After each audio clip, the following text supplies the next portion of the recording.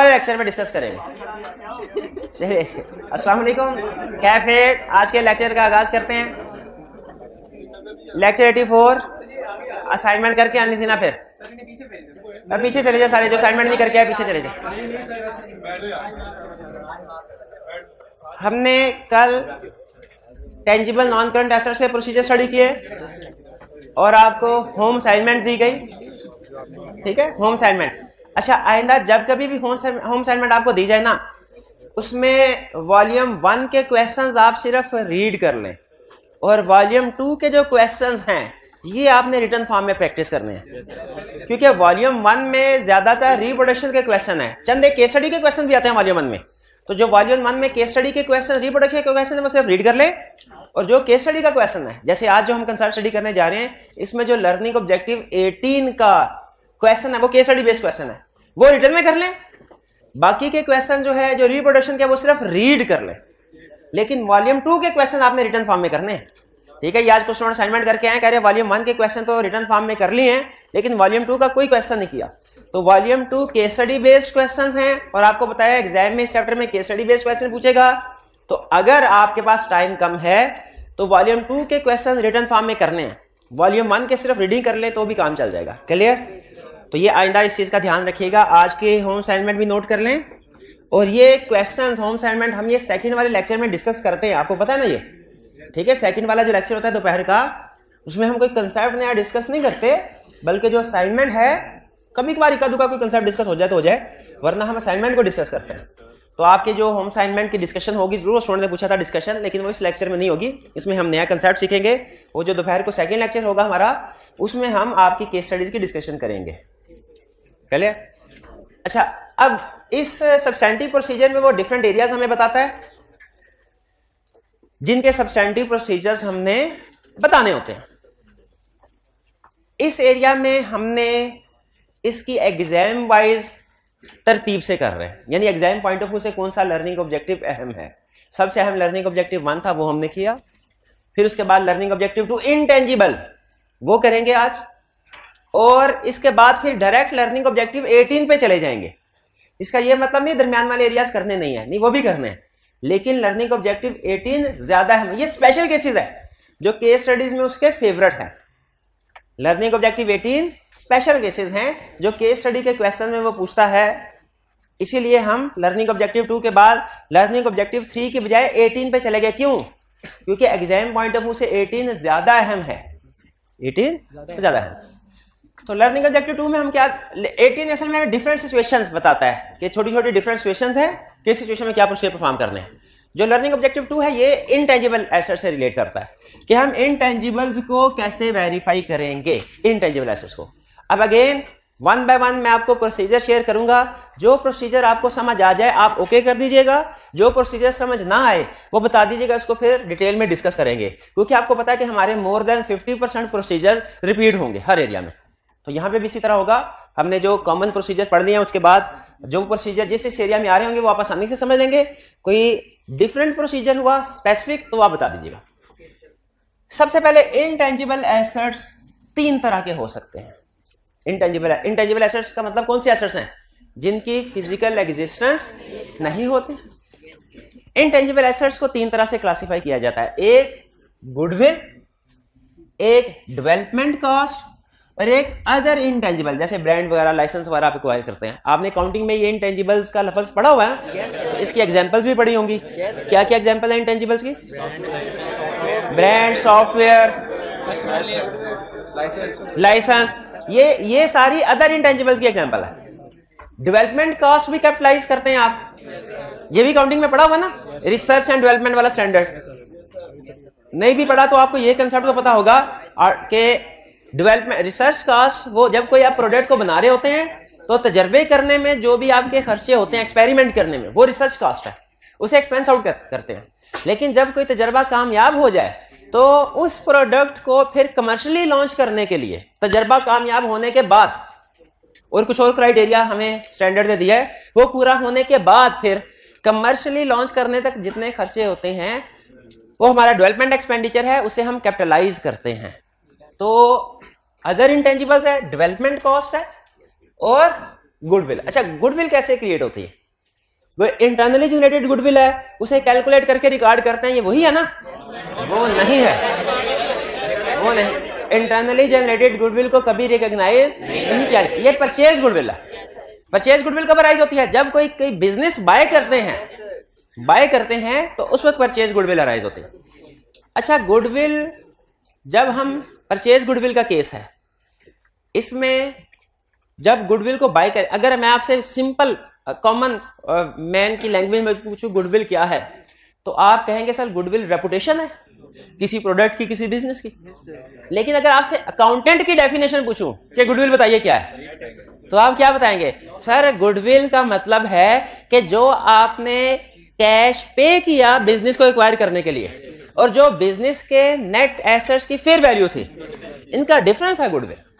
और ये definition accountant हमेशा यूज करते हैं गुडविल को कैलकुलेट करने के लिए। तो सबसे पहली चीज आपने एग्जाम में ये पहचानना है कि जो इनटेंजिबल एसेट है वो किस कैटेगरी का है। वो गुडविल है, वो डेवलपमेंट कॉस्ट है, या अदर इंटेंजिबल्स है। गुडविल और डेवलपमेंट कॉस्ट तो आपको पता होगा। अदर इंटेंजिबल से क्या मुराद है? लाइसेंस बाय करना, ब्रांड बाय करना, ठीक है। अच्छा, यूके में एक कंपनी, फार्मास्यूटिकल कंपनी है, उसने एक प्रोडक्ट जो है वो एक तजर्बे किए और कोरोना वायरस की एक वैक्सीन इजाद की। हमने उससे पेटेंट करवा लिया।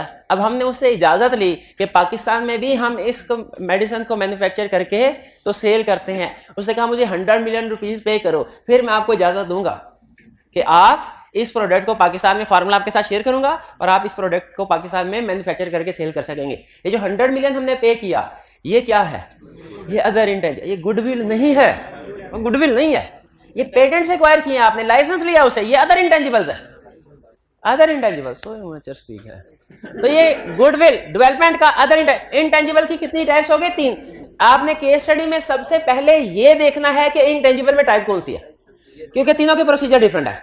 सबसे पहले आते हैं गुडविल के, और गुडविल आपको पता है कैसे क्रिएट होगी? कोई बिजनेस आपने एक्वायर किया, कहता है सबसे पहले एक फिक्स एसेट एक्वायर करते हैं आप। जिस कंपनी का हमने ऑडिट करने के लिए गए, पता चला ड्यूरिंग ईयर उन्होंने गुडविल क्रिएट किया। हमने पूछा गुडविल क्यों क्रिएट किया? उन्होंने कहा जी बिजनेस एक्वायर किया। एक फिक्स एसेट एक्वायर करने के लिए अप्रूवल होती है? एडिशन में पढ़ा था। क्या पूरे का पूरा बिजनेस एक्वायर करने के लिए अप्रूवल नहीं होगी? बिल्कुल होगी। तो हम सबसे पहले एक्विजिशन की अप्रूवल चेक करेंगे, एग्रीड, जो बिजनेस एक्वायर किया। फिर उसके बाद हम छोटी सी कैलकुलेशन देखेंगे गुडविल की, कि कैलकुलेशन ठीक है कि नहीं। कैलकुलेशन कैसे देखेंगे? कॉस्ट जो आपने पे की है, कॉस्ट पेड, फिर इसमें से लेस कर देंगे fair value of net assets, और जो आंसर आएगा वो हमारी गुडविल होगी। ये कॉस्ट है। अच्छा मुझे बताइए, फर्ज कीजिए अगर किसी केस स्टडी में कह दे कि ड्यूरिंग द ईयर एसेट्स को आग लगी और वो डिस्ट्रॉय हुआ, उस पे इंपेयरमेंट लॉस रिकॉर्ड किया गया, ठीक है। अगर तो एसेट अभी भी कुछ चलने के काबिल है तो क्वेश्चन में कहेगा इंपेयरमेंट लॉस रिकॉर्ड किया। अगर एसेट बिल्कुल ही जल के तबाह हो गया तो कहेगा डिस्पोजल अकाउंट मिलेगी। दोनों सूरतों में मुझे बताएं, अगर इंपेयरमेंट लॉस रिकॉर्ड किया है या लॉस ऑन डिस्पोजल रिकॉर्ड किया, क्या हम सिर्फ मैथमेटिकल एक्यूरेसी देखेंगे कि इंपेयरमेंट लॉस प्लस माइनस ठीक हुआ है और डिस्पोजल अकाउंट में लॉस ऑन डिस्पोजल सही कैलकुलेट हुआ है, या के जो फिगर्स हैं वो उनको भी चेक करेंगे वो फिगर इन इटसेल्फ एक्यूरेट है कि नहीं। इंपेयरमेंट लॉस क्लाइंट ने रिकॉर्ड किया, कैलकुलेशन चेक कर ली, इसके अलावा मजीद क्या चेक करेंगे कि जो इंपेयरमेंट में अजम्पशंस, एस्टिमेट्स यूज किए गए हैं वो रीजनेबल है कि नहीं, कि फ्यूचर में अब इस एसेट से कितनी प्रोडक्शन होगी, उसकी सेल प्राइस कितनी होगी, डिस्काउंट करके आज की प्रेजेंट की वैल्यू इन यूज प्रेजेंट। इसी तरह करते हैं ना इंपेयरमेंट। मुझे वैसे कंफर्म नहीं अकाउंटिंग बड़े अरसा, लेकिन मेरा इसी तरीके से करते हैं इंपेयरमेंट लॉस की है कि नहीं की। तो उसी तरह यहां पे भी हमने कैलकुलेशन तो चेक कर ली कि कॉस्ट है लेस करके फेयर वैल्यू और फिजिकल टू गुडविल। क्या हमें इन फिगर्स को जो कैलकुलेशन में यूज हुई हैं इनकी ऑथेंटिसिटी भी चेक करनी चाहिए, करेक्ट है कि नहीं। ये कैसे चेक करेंगे?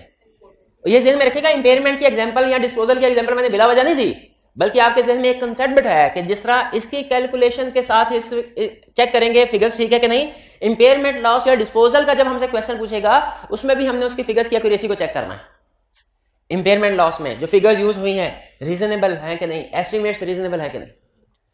तो कॉस्ट को कैसे वेरीफाई करेंगे? जो कॉस्ट पे की है एग्रीमेंट के साथ, सेल एग्रीमेंट हुआ होगा कि नहीं, एग्रीमेंट के साथ बैंक स्टेटमेंट, पेमेंट जो हुई है बैंक स्टेटमेंट में चेक करेंगे पेमेंट निकली कि नहीं, और जिस बंदे ने या कंपनी ने रिसीव की उसकी तरफ से रिसीविंग चेक कर लेंगे। फेयर वैल्यू ऑफ नेट, अच्छा ये सबसे अहम है, फेयर वैल्यू ऑफ नेट कैसे वेरीफाई करेंगे? इसका एक आसान जवाब है कि सर जब किसी एक एसेट को क्लाइंट ने रीवैल्यूड अमाउंट पे शो करवाया होता है ना फेयर वैल्यू, तो हम एक्सपर्ट को एंगेज करते हैं। तो इसमें भी हम एक्सपर्ट को एंगेज करेंगे, वो हमें वैल्यूएशन रिपोर्ट देगा।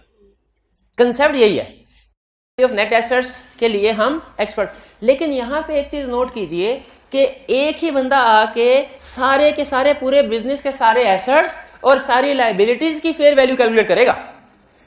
इस केस में जो बंदा आएगा ना गुडविल के केस में, वो किसी एक एसेट या लायबिलिटी की फेयर वैल्यू कैलकुलेट करने के लिए नहीं आएगा, वो सारे के सारे बिजनेस के सारे एसेट्स लायबिलिटीज के। तो वो जो रिपोर्ट देता है ना उसे हम रीवैल्यूएशन रिपोर्ट नहीं कहते, उसे कहते हैं ड्यू डिलिजेंस रिपोर्ट। जब कभी बिजनेस को एक्वायर किया जाता है ना, तो एक्वायर करने से पहले ये देखने के लिए कि इसकी वैल्यू कितनी है, जो कंपनी एक्वायर कर रही होती है वो एक एक्सपर्ट को लेके आती है और वो एक्सपर्ट रिपोर्ट देता है, उसे क्या कहते हैं? Due diligence report. Revaluation report और ड्यू डिलिजेंस रिपोर्ट में फर्क है।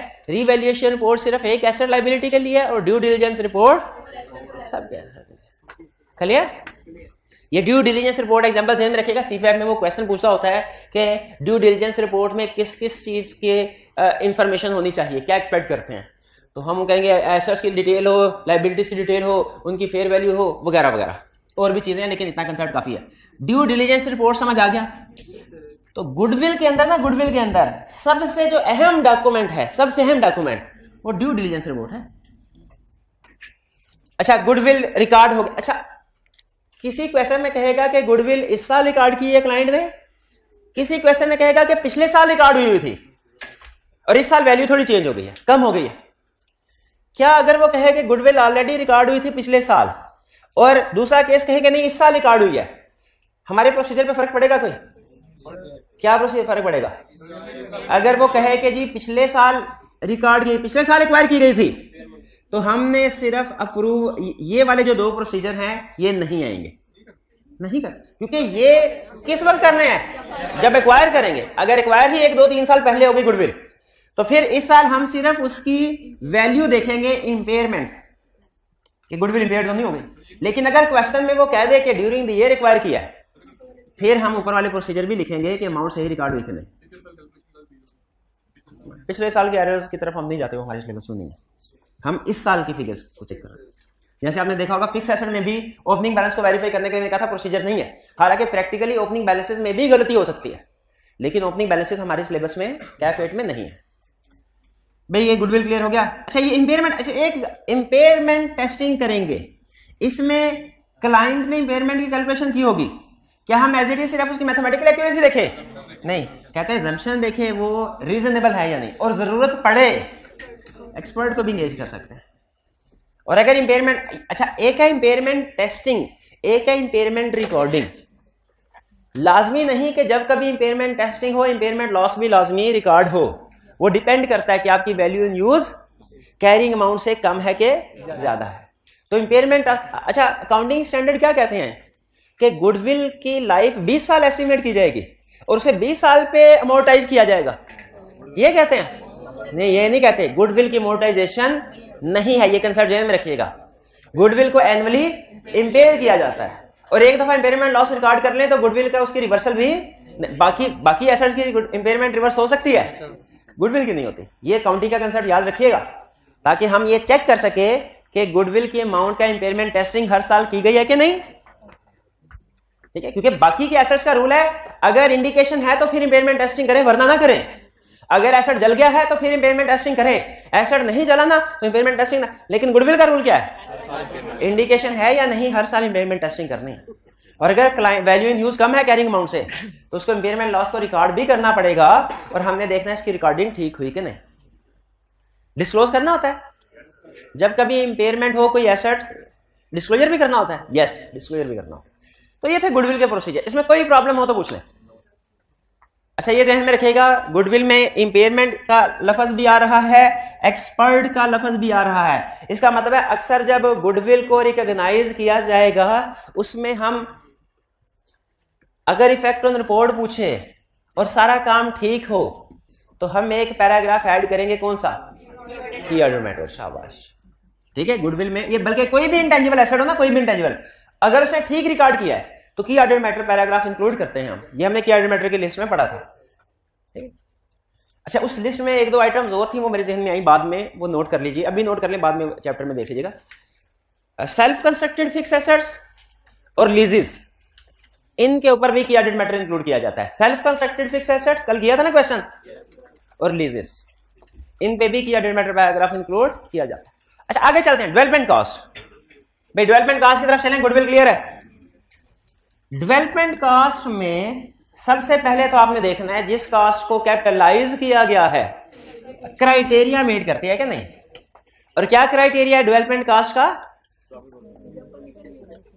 जब कंडीशन, वो कंडीशन कौन सी है? 6 कंडीशन। वो 6 कंडीशन कौन सी है? अब ये ना कहना जो स्टैंडर्ड में लिखी है। जब इकोनॉमिक बेनिफिट प्रोबेबल हो,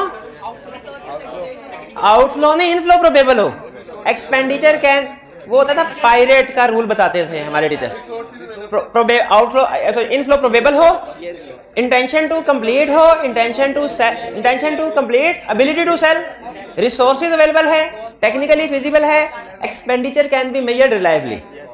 अहम चीज ध्यान में रखिए, अगर ये क्राइटेरिया मीट हुआ तो कैपिटलाइजेशन स्टार्ट करेंगे, अगर क्राइटेरिया मीट नहीं होता सारे का सारा एक्सपेंस आउट हो जाएगा। एग्रीड? अच्छा, ये तो आप सबको पता होगा। अब जो चीज एग्जाम में घुमाएगा वो सुन ले, वो कहेगा क्राइटेरिया मीट हो गया, आपने कैपिटलाइजेशन करना स्टार्ट कर दी। कैपिटलाइजेशन जब आपने 150 मिलियन की कर ली तो पता चला मजीद फंड्स आपके पास खत्म हो गए हैं और अब कंपनी ढूंढ रही है मजीद फाइनेंसिंग के लिए क्या क्या पॉसिबिलिटीज हो सकती है। इसमें ना वो गलत, फौरन एक्सपेंस आउट में नहीं जाना। मैंने आपको केस स्टडी में इंफॉर्मेशन दी थी कि कंपनी अल्टरनेट फाइनेंसिंग ऑप्शन ढूंढ रही है। कंपनी जाहिर है, अगर 200 का प्रोजेक्ट है, 200 मिलियन का, 150 मिलियन लगा बैठी है और पैसे खत्म हो गए हैं, वो चुप करके थोड़ी बैठ जाएगी। उनकी तो जान पे बनी होगी कि मजीद 50 मिलियन इंगेज कहीं से अरेंज करें तो इसको कंप्लीट करें। तो हम इस क्वेश्चन में पहले प्रोसीजर बताएंगे, इस चीज को डिस्कस करेंगे कि क्या कंपनी अल्टरनेट फाइनेंस अरेंज करने के काबिल है कि नहीं।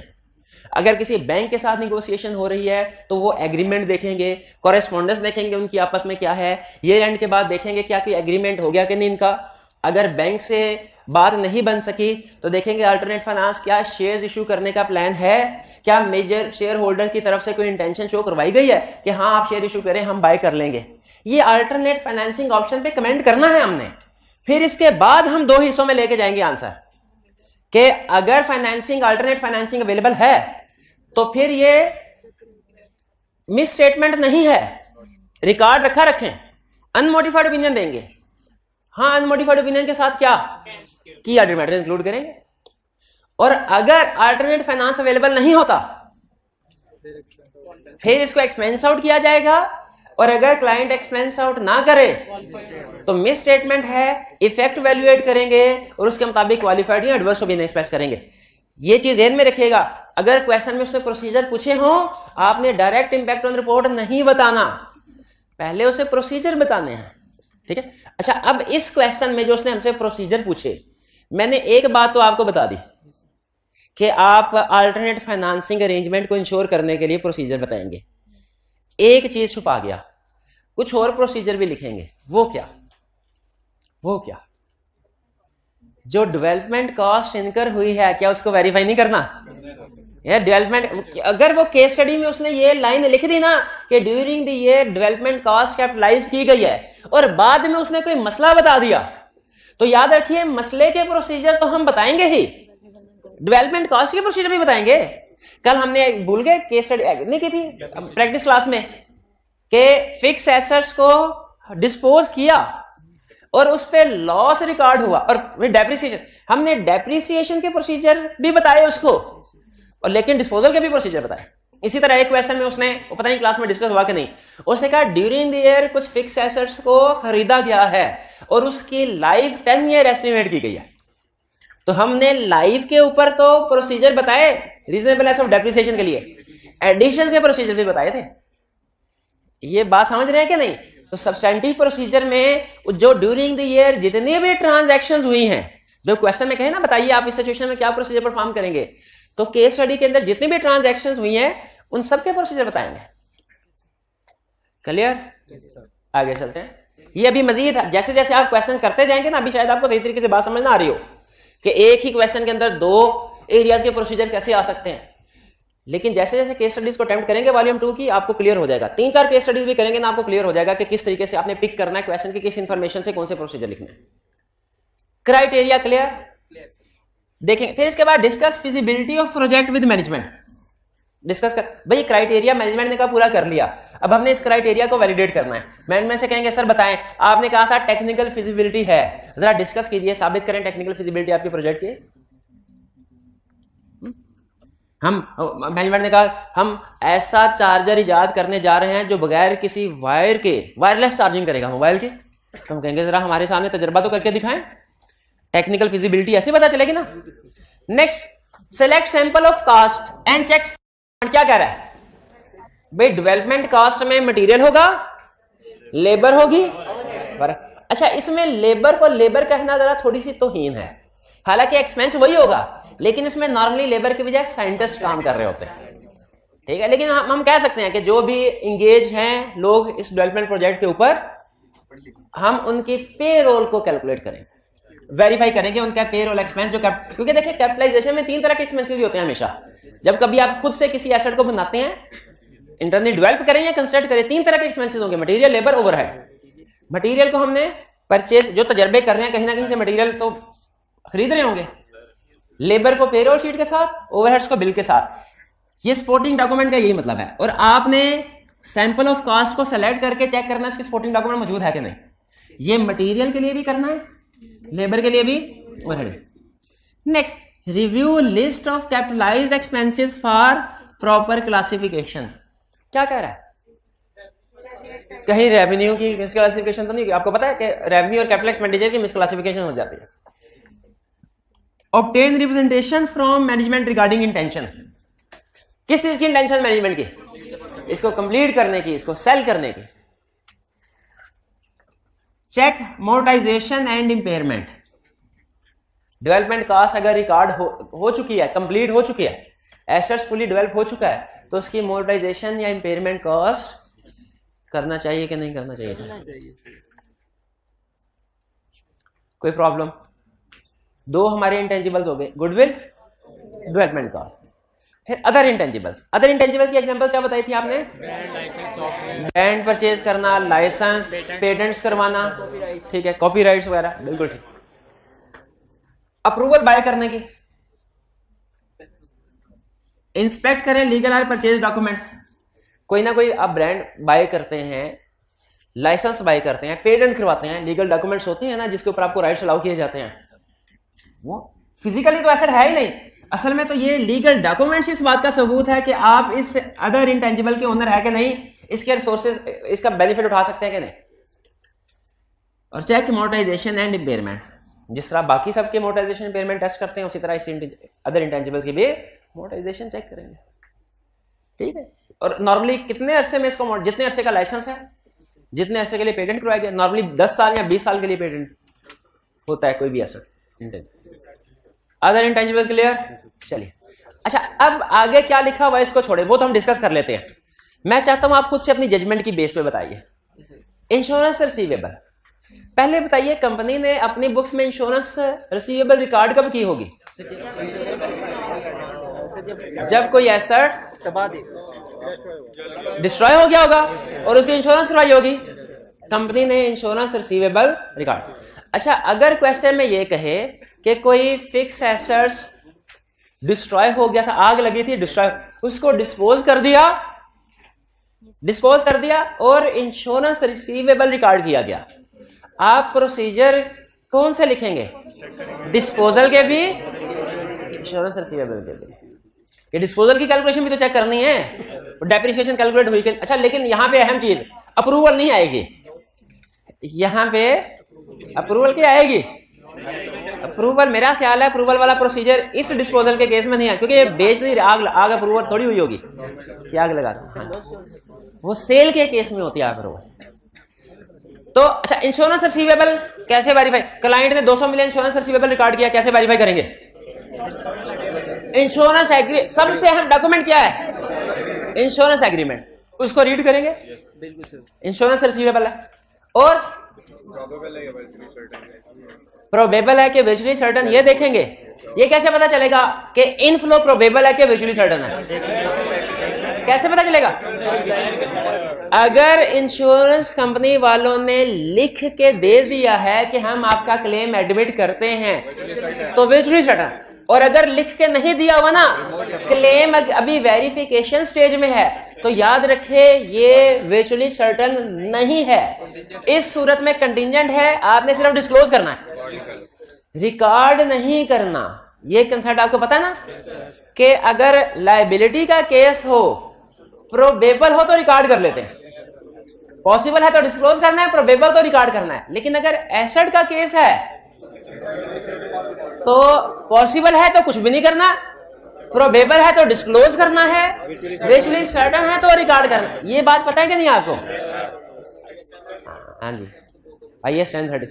तो यहां पे हमने इंश्योरेंस वालों से उसका एग्रीमेंट देखा, इंश्योरेंस वालों की करस्पॉन्डेंस चेक की, उनको कंफर्मेशन लेटर सेंड करके पूछ सकते हैं कि सर बताइए कि आपने क्लेम एडमिट किया है। अगर एडमिट किया है तो उसको रिकॉर्ड करेंगे, वरना रिकॉर्ड। और अक्सर केस स्टडी में कहेगा कि मैनेजमेंट ने रिकॉर्ड कर दिया इसको, तो हम उससे कहेंगे कि हम वर्चुअली सर्टन चेक करेंगे है कि नहीं, और नॉर्मली वर्चुअली सर्टन नहीं होता। यानी वो क्वेश्चन में कहता है मैनेजमेंट ने रिकॉर्ड कर लिया लेकिन इंश्योरेंस कंपनी अभी इसकी प्रोसेसिंग कर रहे हैं, वेरिफिकेशन कर रहे हैं। तो इस सिचुएशन में रिसीवेबल रिकॉर्ड नहीं होना चाहिए। और प्रोसीजर क्या हो सकता है, ये एंड के बाद देख लेंगे कोई इंश्योरेंस की सेटलमेंट हुई है कि नहीं, सब्सिक्वेंट स्टेटस भी देखेंगे। ये है इंश्योरेंस रिसीवेबल के केसेस, क्या प्रोसीजर परफॉर्म करने हैं। क्लाइंट की इंश्योरेंस रिसीवेबल को वेरीफाई करने के लिए सबसे अहम डॉक्यूमेंट कौन सा है? एग्रीमेंट। आपके सोल्यूशन में इसका जिक्र लाजमी होना चाहिए। और क्लाइंट ने काउंटिंग सही की है कि नहीं, ये किस पे डिपेंड करता है कि वर्चुअली सर्टन है कि नहीं। तो जब कभी इंश्योरेंस आ जाए, आपके सोल्यूशन में 2 अल्फाज लाजमी होने चाहिए, एक इंश्योरेंस एग्रीमेंट, वो रीड करना है हमने, और दूसरा वर्चुअली सर्टन है कि नहीं, ये डिसाइड करना। क्लियर? अब देखिए इसके प्रोसीजर पढ़ने, कोई प्रॉब्लम तो नहीं है। आइंदा किसी क्वेश्चन में इंश्योरेंस रिसीवेबल आ गया, हैंडल कर लेंगे, प्रोसीजर्स बता देंगे, आगे चलते। लिटिगेशन, क्लाइंट के खिलाफ कोई लीगल केस। अच्छा, वो ना केस स्टडी में सिर्फ इतना नहीं कहता कि लीगल केस है, वो उस लीगल केस की नेचर भी बताता है, लेकिन नेचर से ज्यादा फर्क नहीं पड़ता। ज्यादा फर्क इक्का दुक्का प्रोसीजर सिर्फ नेचर के लिहाज से होते हैं, वरना लिटिगेशन के प्रोसीजर, लिटिगेशन किसी भी किस्म की हो, उसके प्रोसीजर तकरीबन एक जैसे होते हैं। उसने कहा सीएफओ को आपने टर्मिनेट कर दिया, उसने कंपनी के खिलाफ केस फाइल कर दिया कि अनफेयर डिसमिसल है, या उसने ये कहा कि आपकी प्रोडक्ट थी, एक कस्टमर ने उसको इस्तेमाल किया, उसको नुकसान हो गया। अगर फूड आइटम थी तो फूड पॉइजनिंग हो गई उसको। अगर कोई इलेक्ट्रॉनिक प्रोडक्ट्स थी तो उसमें कोई ऐसी खराबी हुई जिसकी वजह से उसे माली आग लगी, उसे नुकसान हुआ। कुछ भी केस बना देगा, लीगल केस बना दे, और आपसे कहेगा बताइए क्या प्रोसीजर परफॉर्म करेंगे, क्या प्रोसीजर होंगे आपके, कॉमन प्रोसीजर क्या होंगे। सबसे बेस्ट एविडेंस इसमें क्या है, कंफर्मेशन लेटर सेंड करके लॉयर से उसका ओपिनियन लेंगे, एक्सपेक्टेड आउटकम क्या है, ठीक है। फिर इसके बाद मैनेजमेंट सब्सिक्वेंट स्टेटस देखेंगे लीगल केस का, क्योंकि वो एडजस्टिंग इवेंट होता है अगर डिसीजन हो जाए तो। इसके अलावा मैनेजमेंट के साथ डिस्कस करेंगे, बोर्ड ऑफ डायरेक्टर्स की मीटिंग के मिनट्स पढ़ेंगे कि उनका इस केस के बारे में क्या, क्योंकि बाज़ औक़ात डायरेक्टर्स ये केस उधर वकील लड़ा होता है, लेकिन डायरेक्टर्स कहते हैं यार वकील को इतने पैसे देने, उस पार्टी के साथ मिलकर आउट ऑफ कोर्ट सेटलमेंट कर लेते हैं। तो अगर मैनेजमेंट का इरादा आउट ऑफ कोर्ट सेटलमेंट करने का है, इसका मतलब ये हुआ, और दूसरी पार्टी तैयार भी हो जाए, तो हमें उसकी प्रोविजन रिकॉर्ड करनी चाहिए कि नहीं। एक्सपेक्टेड है ना आउटफ्लो, प्रोबेबल हो गया, उसकी प्रोविजन रिकॉर्ड करनी पड़ेगी। प्रोसीजर क्लियर हुए, लॉयर को कंफर्मेशन लेटर सेंड किया, बोर्ड मीटिंग के मिनट्स पढ़े, क्लाइंट से एक्सपेक्टेड आउटकम पूछा, उसके एक्सपेक्टेड सेटलमेंट के बारे में पूछा। अच्छा, अब मजीद प्रोसीजर सुने। क्या जो थर्ड पार्टी जिसको नुकसान हुआ है, उसने जो केस फाइल किया, हमें उस केस को रीड करना चाहिए कि नहीं? बिल्कुल रीड करना चाहिए।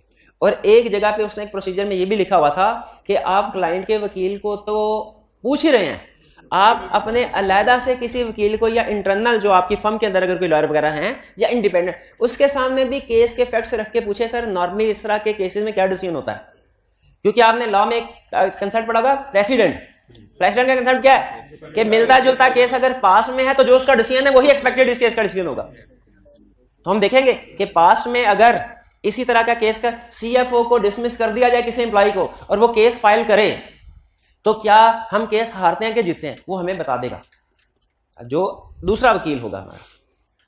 लिटिगेशन के प्रोसीजर क्लियर। इसमें खास तौर पे आपने सोचना है डॉक्यूमेंट्स कौन कौन से इन्वॉल्व हैं और उन डॉक्यूमेंट्स का जिक्र करना है। आगे एक ही है, एक तो हमने कंफर्मेशन लेटर सेंड किया वकील को, दूसरा जो केस फाइल हुआ था उसकी कॉपी निकलवा के रीड किया, और तीसरा बोर्ड ऑफ डायरेक्टर के मिनट्स। 3 है यार, ऐसे ना। Litigation clear. अच्छा, फिर क्लाइंट से कह रहे हैं रिटन रिप्रेजेंटेशन भी क्लाइंट से ले ले। किस सिलसिले में कि उसका इरादा आउट ऑफ कोर्ट सेटलमेंट करने का तो नहीं है। रिटन रिप्रेजेंट, क्योंकि अगर उसका आउट ऑफ कोर्ट सेटलमेंट करने का इरादा है तो ये उसकी इंटेंशन है ना। जो भी चीजें याद रखें, हम एक टॉपिक स्टडी करेंगे कि रिप्रेजेंटेशन किन केसेस में लेनी चाहिए क्लाइंट से, तो वो कहता है जो मैटर्स क्लाइंट की इंटेंशन पे डिपेंड कर रहे हैं ना, उन पे लाजमी रिप्रेजेंटेशन ऑब्टेन कीजिए। वारंटी, क्वेश्चन में कहा क्लाइंट अपने प्रोडक्ट्स को सेल करता है, उस पर वारंटी प्रोवाइड करता है, और ड्यूरिंग द ईयर सेल्स बढ़ गई हैं लेकिन वारंटी प्रोविजन कम हो गई है, गड़बड़, तो क्या प्रोसीजर परफॉर्म करेंगे चेक करने के लिए कि warranty provision Fairlie sale agreement से हमें पता चलेगा किस किस चीज की वारंटी और खासतौर पे कितने पीरियड की वारंटी प्रोवाइड की जाती है। ठीक है, एक केस स्टडी मुझे याद है, C5 लाल की केस स्टडी थी, उसने कहा कि सेल्स को बढ़ाने के लिए क्लाइंट ने वारंटी पीरियड 3 साल से बढ़ा के 5 साल कर दिया, लेकिन जब हमने प्रॉफिट एंड लॉस में वारंटी एक्सपेंस देखा वो उतना ही था जितना पिछले साल। तो क्या अब ये आप क्या वारंटी पीरियड एक्सटेंड करने की वजह से एक्सपेंस बढ़ नहीं जाना चाहिए?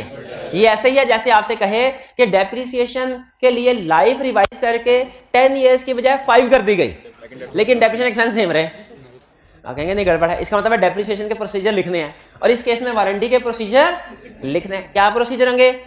एग्रीमेंट, सेल एग्रीमेंट स्टडी करेंगे, उसमें वारंटी प्रोविजन के बारे में डिस्कशन होगी। फिर सबसे अहम इसका फार्मूला वारंटी का चेक करेंगे। प्रोविजन फॉर वारंटी में सबसे अहम चीज है फार्मूला, और फार्मूला के अंदर जो इंफॉर्मेशन यूज होती है उसको देखेंगे रीजनेबल है कि नहीं। वारंटी के फार्मूला में क्या क्या इंफॉर्मेशन यूज होती होगी? सबसे अहम चीज एक्सपेक्टेड कॉस्ट ऑफ रिपेयर कितने, एक्सपेक्टेड कॉस्ट ऑफ रिपेयर कितने, वो देखेंगे। एक केस स्टडी है, वो हमारी बुक में भी है, उसमें उसने कहा क्लाइंट का फर्स्ट ईयर ऑफ ऑपरेशन है, और वो कहता है सर चूंकि पहला साल है तो हमें नहीं पता अपने एक्सपीरियंस की बेस पे कि कितने क्लेम वारंटी के तौर पे आएंगे हमारे पास, हमने प्रोविजन फॉर वारंटी कैलकुलेट नहीं की। क्या ठीक किया? नहीं। ये ऐसे ही है जैसे वो कहते हैं सर पहला साल है हमारा, हमें अपने पास एक्सपीरियंस की बेस पे नहीं पता बैड डेट कितने होंगे। भाई फिर भी एस्टिमेशन इसी चीज का नाम है ना, एस्टिमेशन तो फिर भी करनी है। तो प्रोविजन फॉर वारंटी की भी एस्टिमेशन करेंगे, एग्रीमेंट पढ़ेंगे, फार्मूला चेक करेंगे, फार्मूला में जो कॉस्ट यूज हुई है देखेंगे रीजनेबल है कि नहीं। ईयर एंड के बाद देखेंगे कितने क्लेम आए हैं, कितने क्लेम आए हैं। जैसे पहले 3-4 महीनों में फर्स्ट कीजिए अगर 12 ईयर है वारंटी पीरियड, सॉरी 12 मंथ है वारंटी पीरियड, नॉर्मली मोबाइल का 12 मंथ होता है, 12 मंथ है, तो 1 जनवरी, फरवरी और मार्च में जो प्रोडक्ट सेल की गई होंगी, हम अगले साल खत्म होने के बाद अगले 3, क्योंकि 3 महीनों बाद ऑडिट रिपोर्ट देंगे ना हम, तो हमारे पास अगले साल के 3 महीनों का डाटा तो होगा, जिसमें हम एक रिलेशनशिप बना सकते हैं कि जो पिछले साल जनवरी, फरवरी, मार्च में सेट सेल किए थे उनमें से कितने सेट हमारे पास रिपेयर होने के लिए आए हैं। तो इस इंफॉर्मेशन को रीजनेबलनेस टेस्टिंग के लिए यूज किया जा सकता है। तो हम ईयर एंड के बाद जो सेट्स रिटर्न हुए हैं या क्लेम हुए रिपेयरिंग के लिए उनको चेक करेंगे कैलकुलेशन।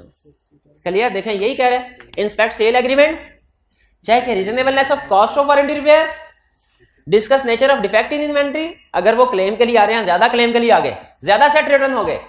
ज्यादा सेट रिटर्न्स होने का मतलब क्या है? एक तो ये है कि प्रोविजन फॉर वारंटी बढ़ा दें, एक इसका दूसरा मतलब यह है कि आपकी मैन्युफैक्चरिंग प्रोसेस में कोई फॉल्ट है, हाँ उसकी एनआरवी की इंपेयरमेंट, सॉरी इन्वेंट्री की एनआरवी और फिक्स मैन्युफैक्चरिंग फॉल्ट है, फिक्स की इंपेयरमेंट की तरफ भी इशारा दे रहा है वो।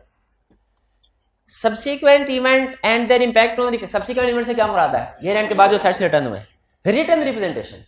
जितने भी एस्टिमेट्स होते हैं उन पे रिटर्न रिप्रेजेंटेशन हम ऑब्टेन करते हैं कि वो रीजनेबल है कि नहीं, क्योंकि असूल क्या है कि जो मैटर क्लाइंट की इंटेंशन पे डिपेंड करता है उस पर रिटर्न रिप्रेजेंटेशन ऑब्टेन करो। तो जितने भी एस्टिमेट है जाहिर है उनका कोई एक्चुअली कंफर्म तो नहीं होता ना। प्रोविजन फॉर बैड डेट की बेस क्या है? कुछ भी नहीं, सिर्फ मैनेजमेंट का अंदाजा। प्रोविजन फॉर बैड डेट की बेस क्या है? कुछ भी नहीं, मैनेजमेंट का अपना अंदाजा। तो हम प्रोविजन फॉर बैड डेट्स में भी मैनेजमेंट से रिटर्न रिप्रेजेंटेशन ऑब्टेन करते हैं, प्रोविजन फॉर वारंटी में भी। Even revaluation of fixed assets में भी याद रखिएगा रीवैल्यूएशन का लफ्ज। अगर क्लाइंट ने रीवैल्यूएशन करवाई हो ना तो इसमें भी मैनेजमेंट से रिप्रेजेंटेशन ऑब्टेन करते हैं, क्योंकि रीवैल्यूएशन में भी अजम्पशन और मेथड यूज होते हैं। Warranty clear? भाई छोटे छोटे एरियाज हैं, छोटे छोटे प्रोसीजर है, कोई प्रॉब्लम तो नहीं है। आगे चलें। लॉस बाय फ्लड या लॉस बाय फायर। अच्छा, अब इसमें दो पॉसिबिलिटीज है। अगर क्वेश्चन में उसने कहा ना कि आग लगी, एसेट्स जले, तो आप ये प्रोसीजर लिखेंगे। और अगर साथ उसने एक सेंटेंस मजीद ऐड करवा दिया, इनकी इंश्योरेंस करवाई हुई थी, अगर ये इंश्योरेंस का लफ्ज आ गया ना हमारी केस स्टडी में, तो फिर इसका मतलब क्या है? हमने लॉस के प्रोसीजर तो लिखने हैं बाय फायर के, इंश्योरेंस के भी लिखने हैं। लेकिन अब मैं इंश्योरेंस के रिपीट नहीं कर रहा, अभी लॉस के। क्लाइंट ने कहा सर आप आए लेकिन देखें हमारी सारी इन्वेंट्री जल गई है। हमारी सारी इन्वेंट्री नहीं, आपकी वजह से नहीं जली, आपके आने से पहले जल चुकी है। क्या प्रोसीजर परफॉर्म करेंगे? मेरा तो ख्याल है सिर्फ मैनेजमेंट से रिप्रेजेंटेशन ऑब्टेन कर लें और कुछ भी ना करें। नहीं नहीं, जो एविडेंस ऑब्टेन करना है वो तो शो करना है। फिजिकली इंस्पेक्ट कर लें कि उस लोकेशन को विजिट करें जिस जगह पे आग लगी है, वहां देखें आग लगने के आसार हैं भी कि नहीं। दीवारें काली काली होनी चाहिए। राख नहीं, राख की शायद सफाई कर दी हो, लेकिन कुछ ना कुछ आसार होंगे। और सर अच्छा, प्रैक्टिस में ना एक कॉमन फ्रॉड होता है, मैं आपको बता दूं कि पुराना माल था जो बिक नहीं रहा होता, उसको इकट्ठा करके और इंश्योरेंस वालों से कहते हैं सर ये जिस जगह आग लगी है ना यहाँ पे हमारा 500 मिलियन का स्टॉक पड़ा हुआ था। असल में वो 15 मिलियन का होता है जो जला होता है, लेकिन चूंकि पता है जल चुका है, तो जल चुका हो तो उसका क्या पहचान है कि ये क्या था, कोयला था कि हीरा था? जो चीज जल गई आइडेंटिफिकेशन मुश्किल होती है कितनी क्वांटिटी। तो इंश्योरेंस वालों से क्लेम लेने की कोशिश की जाती है। क्या हम ये चेक कर सकते हैं कि जो अमाउंट का क्लेम फाइल हुआ है वो रीजनेबल है कि नहीं? यहाँ वाकई ही इतना स्टॉक मौजूद है? कैसे? वैल्यूएशन ऑफ, कैसे? वो इन्वेंट्री तो जल गई है। हम पास्ट ट्रेंड देखते हैं, पिछले सालों की या पिछले महीनों की स्टॉक रिपोर्ट्स को देखते हैं, क्या इतना स्टॉक कंपनी के पास मौजूद भी होता था कि नहीं, और इतना उसने ड्यूरिंग द ईयर परचेज भी किया कि नहीं जितना जला रहा है। तो पहले लोकेशन को फिजिकली विजिट करेंगे जहां पे आग लगी है, उसी आसार का पता चल जाएगा। दूसरा, जो एसेट क्लाइंट क्लेम कर रहा है जले हैं, उसकी स्टॉक रिपोर्ट्स लेंगे कि जिस दिन आग लगी उस दिन की स्टॉक रिपोर्ट क्या थी, क्या वहां पे स्टॉक रिपोर्ट में रीजनेबल बैलेंस शो हो रहा है। और उनकी जो, अब जाहिर है वो एसेट या जिनको आग लगी है या तो इंपेयर्ड हो गए हैं या उनको डिस्पोज किया गया होगा।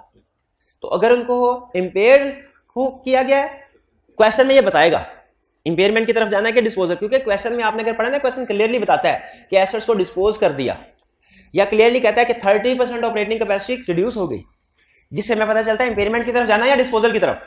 तो फिर हमारा तीसरा प्रोसीजर इंपेयरमेंट का या डिस्पोजल वेरिफिकेशन का होगा।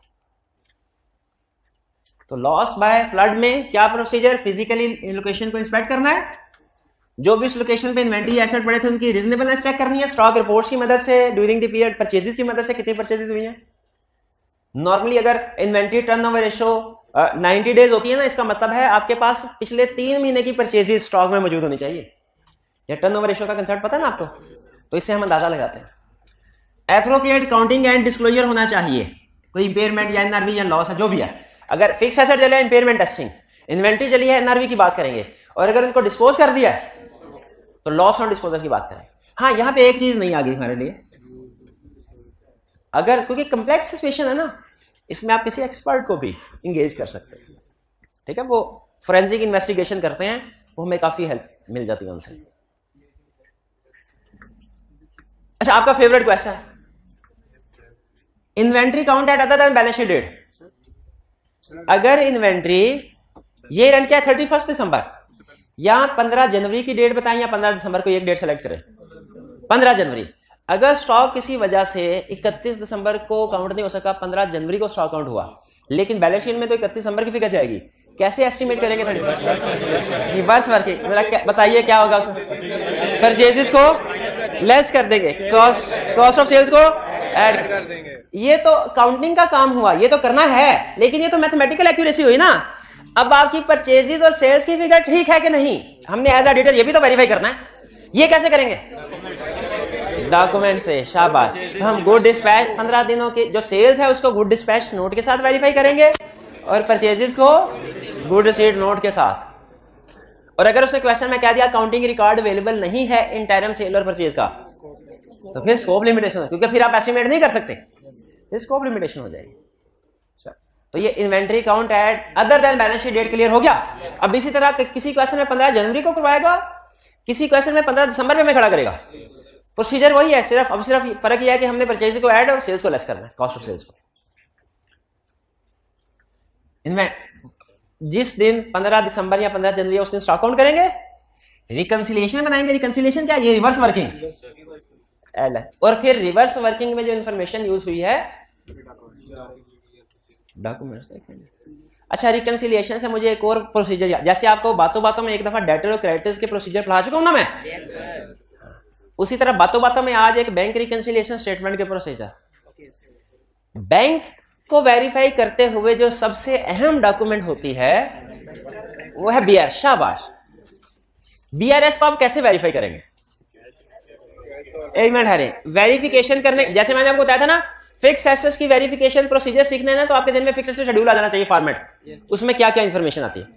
तो बैंक रिकंसिलिएशन स्टेटमेंट को वेरीफाई करना है, आपके दिन में बैंक रिकंसिलिएशन स्टेटमेंट का फॉर्मेट आ जाना चाहिए। उसमें जो balance as per cash book लिखा है उसको किससे वेरीफाई करेंगे कि कैश बुक का सही बैलेंस उठा के लिखा है कि नहीं लिखा। जो balance as per bank statement है, बैंक स्टेटमेंट जो उसमें अनप्रेजेंटेड चेक हैं। अच्छा एक मिनट ठहरे, अनप्रेजेंट, मुझे अनप्रेजेंटेड और अनक्रेडिटेड हमेशा कंफ्यूज कर देता है। अनप्रेजेंटेड कौन से होते हैं? जो इशू नहीं, हाँ ठीक है। जो अनप्रेजेंटेड चेक्स हैं उनको कैसे वेरीफाई करेंगे? उनको कैसे वेरीफाई करेंगे? उन्हें इस महीने की कैश बुक में से देखेंगे और अगले महीने की बैंक स्टेटमेंट में देखेंगे, क्योंकि उनकी एंट्री कैश बुक में हो चुकी है, बैंक स्टेटमेंट में नहीं हुई। और अगर कोई 4 चेक थे, 3 की एंट्री अगले महीने में हमें नजर आ गई, 1 की नजर नहीं आई, तो मैनेजमेंट से पूछेंगे इतना डिले क्यों है। आजकल तो हालात ऐसे हैं, किसी को चेक अभी देना, वो घर जाने से पहले डिपॉजिट करवा के जाता है। और ये कौन सा बंदा है जिसको हमने चेक दिया हुआ है और महीना हो गया अभी उसने क्लियर ही नहीं करवाया? कोई फेक तो नहीं है? मलक रियाज होगा तो फिर चेक मांगते ही ना हमसे। छोटे हमारे 10, 15, 20 हजार के चेक की क्या जरूरत है? और deposit in transit, deposit in transit इसके क्या प्रोसीजर्स हैं? डिपॉजिट इन ट्रांजिट सेम इस महीने की कैश बुक में देखेंगे और अगले महीने की बैंक स्टेटमेंट में देखेंगे। बीआरएस में एक और आइटम आ रही थी, बीआरएस में एक और आइटम आ रही थी, एक और आइटम आ रही थी। पहले आइटम सुन लीजिए। एक और आइटम आ रही थी, interest credited by bank. Interest credited by bank, वो 6 महीनों का कोई इंटरेस्ट था, वो बैंक स्टेटमेंट में आ गया, वो रिकंसिलिएशन में था। इसके लिए क्या प्रोसीजर? हाथ उठाना है। इसके लिए क्या प्रोसीजर परफॉर्म करेंगे? 1, 2, 3 लोन एग्रीमेंट देखेंगे, उसमें इंटरेस्ट की परसेंटेज, लोन एग्रीमेंट देखेंगे, उसमें इंटरेस्ट की परसेंटेज देखेंगे, जितने महीने का इंटरेस्ट है वो चेक करेंगे। हाँ जी, आप सेम प्रोसीजर, आप सेम प्रोसीजर, दूर का प्रोसीजर ठीक बता दिया इन्होंने। इंटरेस्ट की कैलकुलेशन इसी तरीके से होगी, लेकिन भाईजान असूली तौर पे तो इंटरेस्ट बीआरएस में आना ही नहीं चाहिए। आपने उसकी अमाउंट ठीक है कि नहीं ये बता दिया, उसका ट्रीटमेंट ठीक है कि नहीं ये नहीं बताया। इसको तो कैश बुक में एडजस्ट होना चाहिए, इसको तो कैश बुक में एडजस्ट होना चाहिए, एडजस्ट नहीं होना चाहिए। अगर बैंक ने इंटरेस्ट चार्ज कर लिया बैंक स्टेटमेंट में, तो हमें उसे बीआरएस में शो करवाने की बजाय क्या करना चाहिए? ये उसने केस स्टडी में पूछा क्वेश्चन, पूछा क्वेश्चन, हमने प्रोसीजर उसकी अमाउंट की वेरिफिकेशन के बता दिए, उसने कहा मैनेजमेंट को रिक्वेस्ट करके एडजस्ट करवाना था इसे अकाउंट्स में, क्या ये किसने लिखना था? तो वे पिक कर रहे हैं बात को। तो चलिए बहाने से बीआरएस के प्रोसीजर भी हमने डिस्कस कर लिए। अब वापस आ जाते हैं नेक्स्ट। अगर किसी केस में कहे फिजिकल वेरिफिकेशन पॉसिबल नहीं है, अच्छा अब ये जो है ना, ये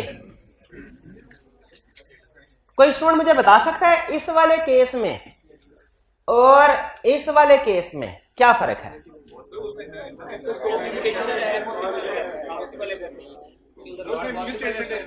इसमें इन्वेंट्री काउंट पॉसिबल था लेकिन बैलेंस शीट डेट पे नहीं, other than balance sheet date. इस केस में फिजिकल वेरिफिकेशन पॉसिबल ही नहीं है। आप मुझे कोई एक रीजन बता सकते हैं जिसकी वजह से फिजिकल वेरिफिकेशन 31 दिसंबर को पॉसिबल नहीं है लेकिन बाद में किसी डेट पे पॉसिबल है? कोरोना आ गया, लॉकडाउन लग गया, शाबाश।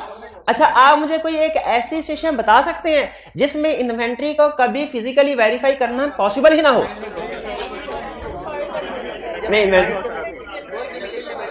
सर्विस नहीं, इन्वेंट्री है, उसको फिजिकली वेरीफाई नहीं कर सकते। नेचर ऐसी है कि वो काउंटिंग उसकी नेचर एग्जांपल बताए ना, कंसेप्ट क्लियर एग्जांपल। हमारा सामान अफ्रीका पड़ा है तो अफ्रीका के ऑडिटर को कहेंगे वेरीफाई करके रिपोर्ट दे दे। कंपोनेंट ऑडिटर का कंसेप्ट इसी वजह से आया था दुनिया में, पॉसिबल है। न्यूक्लियर वेपन, शाबाश, न्यूक्लियर वेपन। ये थोड़ी ना कहेंगे चला के दिखाएं हमें भी न्यूक्लियर साइड। बाज़ औक़ात कुछ एसेट्स होते हैं मिलिट्री के ऑडिट, स्पेशल ऑडिट हमारे सिलेबस में नहीं है, लेकिन सब इसकी मैं इजी एग्जांपल देता हूं। नासा का ऑडिट करने के लिए गए, उसने कहा वो जेम्स वेब कैमरा लॉन्च किया है स्पेस में, उस पे हमारे 10 अरब डॉलर खर्च हुए हैं और वो फिक्स एसेट्स में आ रहा है, टेंजिबल फिक्स एसेट में आ रहा है। स्टैंडर्ड कहता है फिजिकल वेरिफिकेशन करो, क्या कर सकते हैं? नहीं कर सकते। क्या उन्हें कहेंगे हमें भी उधर भेजो? नहीं कर सकते।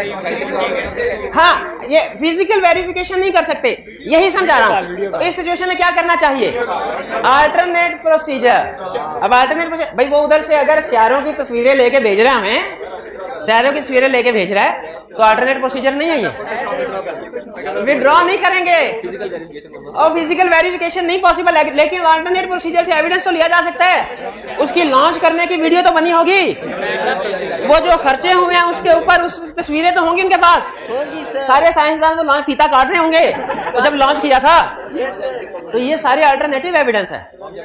चलें एक और आसान मिसाल, ये आपके घर टेलीफोन लाइन है, पुरानी एग्जांपल है। टेलीफोन लाइन एक्सचेंज से आपके घर तक आती है लेकिन इसकी अंडरग्राउंड केबल होती है, और आपने शायद देखा वो एक होती है समंदर के अंदर केबल, सीमीबी फाइबर ऑप्टिक, जिसको शार्क चक मारती है तो इंटरनेट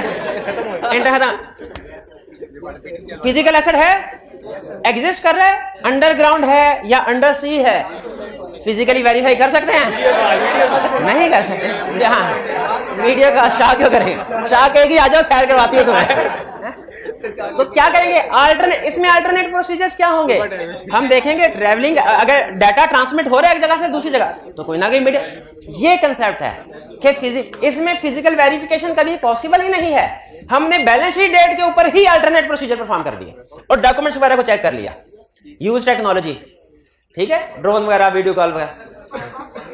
और ये केस वो है कि इन्वेंट्री ओपन थी, वेरीफाइबल कंडीशन में थी, किसी वजह से उस डेट पे हम नहीं जा सके। इसकी खासतौर पे प्रैक्टिस में एक और एग्जांपल होती है, जब ऑडिटर ईयर एंड के बाद अपॉइंट हो, जब ऑडिटर ईयर एंड के बाद अपॉइंट हो, नॉर्मली ऐसे होता नहीं है, ऑडिटर एजीएम में पहले अपॉइंट हो जाता है, लेकिन बाज़ औक़ात नॉट फॉर प्रॉफिट ऑर्गेनाइजेशन है फॉर एग्जाम्पल, तो उस सूरत में ऑडिटर ईयर एंड के बाद अपॉइंट हुआ तो ईयर एंड का बैलेंस वेरीफाई करने के लिए उसे, वो कौन सा कंसेप्ट है, ये ऊपर वाला कि नीचे वाला? ये ऊपर वाला। Clear? Impairment of fix asset, ये तो अभी बात हुई। इंपेयरमेंट ऑफ फिक्स एसेट में सबसे अहम डॉक्यूमेंट क्या है? Impairment testing. इंपेयरमेंट टेस्टिंग की कैलकुलेशन क्लाइंट की, उस पे हम एस्टिमेट्स और रीजनेबलनेस देखेंगे उनकी, और अगर एक्सपर्ट बिल्कुल क्लाइंट ने कहा, वो 30% वाली केस स्टडी याद है ना, क्लाइंट ने कहा मशीनरी है इसकी ऑपरेटिंग कैपेसिटी 30% कम हो गई है, हम कहेंगे यार हमें दिखने में तो नहीं लग रही है, कहता है सर दिखने में लेकिन इसका इंटरनल स्ट्रक्चर डिस्टर्ब हो गया। अब इंटरनल स्ट्रक्चर को इंजीनियर ही बताएगा। और ये मैं आपको प्रैक्टिस के लिए बात बताऊं कि क्लाइंट के जो वैल्यूएशन होती है ना एसेट्स की रिवैल्यूएशन, खास तौर पे इक्विपमेंट की रिवैल्यूएशन, इसके लिए बाकायदा इंजीनियर्स होते हैं और ये वैल्यूएशन सबसे ज्यादा करवाते हैं बैंक्स, क्योंकि बैंक्स के पास इन इक्विपमेंट के अगेंस्ट मॉर्गेज या चार्ज करवा के कंपनी से लोन लिया होता है। तो बैंक को पता होना जरूरी होता है कि हमने जिन एसेट्स के अगेंस्ट चार्ज क्रिएट किया उनकी वैल्यूएशन क्या है। तो ये बैंक ने, स्टेट बैंक ऑफ पाकिस्तान ने ना वैल्यूज की लिस्ट दी हुई है कि जब जैसे आप देखते हैं ना सीए फर्म्स की लिस्ट है, category A, category B, category C, उसी तरीके से स्टेट बैंक ऑफ पाकिस्तान ने वैल्यूअर्स की लिस्ट बनाई हुई है। कैटेगरी ए के वैल्यूअर ये है, कैटेगरी बी के वैल्यूअर ये है, सी के वैल्यूअर, उसने बताया हुआ है कि एसेट की अमाउंट इतनी होगी ना, इसकी वैल्यूएशन कैटेगरी सी वाला करेगा, अगर ज्यादा अमाउंट है तो फिर बी वाला करेगा, अगर उससे भी ज्यादा अमाउंट है तो कैटेगरी ए वाला वैल्यूअर करेगा। तो हम इसमें एक्सपर्ट को भी, क्योंकि इंपेयरमेंट ऑफ फिक्स एसेट, यहां पे फिक्स एसेट अगर मशीनरी है ना, कोई इक्विपमेंट है कोई, फिर कंफर्म है कोई ना कोई एक्सपर्ट आया होगा, कोई ना कोई एक्सपर्ट। ठीक है, अगर क्वेश्चन में वो एक्सपर्ट की बात नहीं लिखता तो हम सिर्फ उसे जनरली एक लाइन में लिख के खत्म कर देंगे, लेकिन अगर क्वेश्चन में वो लिख देता इंपेयरमेंट टेस्टिंग हुई थी और एक्सपर्ट को बुलाया गया, तो चूंकि स्पेसिफिकली एक्सपर्ट का जिक्र कर दिया, हमने मार्क्स देखे, मार्क्स भी ज्यादा थे, तो हमने इंपेयरमेंट के साथ साथ using the work of expert के भी पॉइंट लिख दिए। वो याद है, वो दो कैटेगरी होती थी, एक होती थी competence, capability, objectivity, adequacy of, याद है वो पॉइंट। वो जब कभी किसी भी केस में या तो हमसे रिप्रोडक्शन के क्वेश्चन में पूछ रहे ना कि एक्सपर्ट के वर्क को यूज करना, एडिक्वेसी कैसे वैल्यूएट करेंगे, सीधा क्वेश्चन है। लेकिन अगर केस स्टडी में पूछे तो कैसे पूछेगा, किसी केस स्टडी में हमें कहेगा कि एक्सपर्ट खुद अपने मुंह से कहेगा कि एक्सपर्ट को एंगेज किया गया, बताइए क्या करेंगे। एक केस में उसने पता क्या किया, उसने कहा क्लाइंट ने रिवैल्यूएशन करवाई है, एक्सपर्ट को एंगेज करके उसने रिवैल्यूएशन रिपोर्ट दी है, बताइए आप क्या प्रोसीजर परफॉर्म करेंगे। ब्रैकेट में क्लियरली लिख दिया था कि procedure relating to competence, capability and objectivity of expert are not required. तो कौन से प्रोसीजर लिखने थे, सिर्फ एडिक्वेसी के, लेकिन स्टूडेंट्स ने वहां दोनों छाप दिए। लेकिन इससे उन्हें ज्यादा नुकसान नहीं हुआ, क्यों, क्योंकि एडिक्वेसी के भी तो लिख दिया। एक्स्ट्रा मटेरियल था, नेगेटिव मार्किंग नहीं होती। एक्स्ट्रा सिर्फ उस सूरत में होती है नेगेटिव मार्किंग एक्स्ट्रा मटेरियल लिखने की, नॉर्मली पूरी ऑडिट में नहीं होती, दो केसेस में होती है। थ्रेड्स में जब आप सारे थ्रेड लिख दें सारे, और ओपिनियन में जब आप सारे ओपिनियन लिख दें, तो उस सूरत में आपको 0 नंबर देगा। वरना बाकी अगर आपके जहन में केस स्टडी में कुछ प्रोसीजर आ रहे हों और आप लिख दें और सोल्यूशन आए तो पता चले आपने एडिशनल लिख दिए थे, नो इशू। सिर्फ इतना कोई इशू होगा एग्जाम में आपका टाइम जाया हुआ थोड़ा सा, वरना और कोई इशू नहीं। सबसे आसान, डेटर बैंकरप्ट हुआ है, शाम को कर। अच्छा, मैं सोच रहा था कि जो मुझे इसके प्रोसीजर बताया उसे 100 रुपया दे दूं, आप कह रहे हैं शाम को दे कर ले, शाम को कर लेते हैं। है कोई माइका लाल जो डेटर्स की बैंकरप्सी के प्रोसीजर बताएगा? सर एग्रीमेंट, एग्रीमेंट कौन सा एग्रीमेंट? सेल्स एग्रीमेंट, जो डेटर के साथ भाई सेल की है तो एग्रीमेंट। एग्रीमेंट में खास तौर पे क्या चीज देखेंगे? सिक्योरिटी, क्या सिक्योरिटी रिक्वाई है कि नहीं डेटर से? सिक्योरिटी क्यों? क्योंकि सिक्योरिटी रिक्वाई है तो उतना बैड डेट वो सिक्योरिटी बेच के रिकवर। शाबाश। और इसके अलावा कब तक पेमेंट वापस करेगा? कब तक पेमेंट वापस करेगा? वो कहेगा क़यामत के दिन मिलेंगे। अब बैड डेट हो गया, बैड डेट हो गया, बैंकरप्सी ऑफ डेटर। क्वेश्चन में उसने कहा कि डेटर बैड डेट हो गया,